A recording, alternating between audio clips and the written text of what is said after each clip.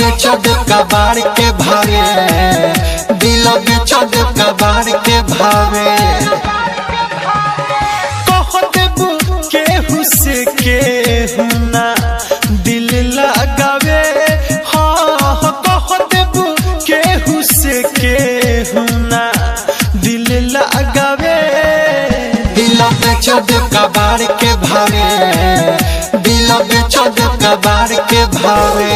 DJ Rupesh Bhelwa, DJ Rupesh Bhelwa, DJ Rupesh Bhelwa.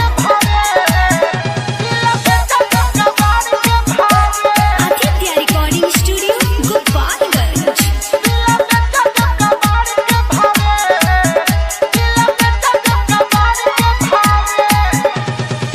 रहिले जागल लोगावा पागल तोरा चलते कहता।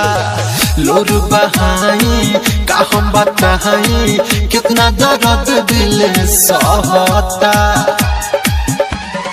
अब तो कौन काम के नहीं बावे रे, अब तो कौन काम के नहीं बावे। दिल बेचो दे कबाड़ के भावे, दिल बेचो दे कबाड़ के भावे।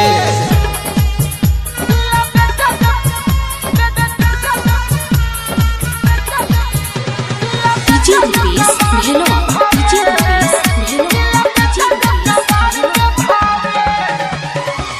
बड़ी घुमैले ठीक न कोइले, हमके फसैले जाल में। धोखा कोइले नहीं महैले, देख ले बानी कौना हाल में।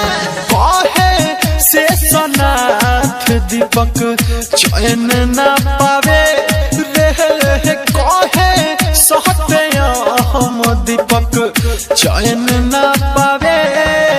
दिल बेचो दे कबाड़ के भावे, दिल बेचो दे कबाड़ के भावे।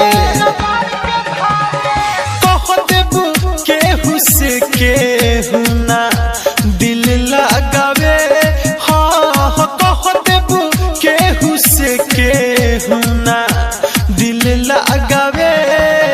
दिल बेचो दे कबाड़ के भावे, दिल बेचो दे कबाड़ के भावे।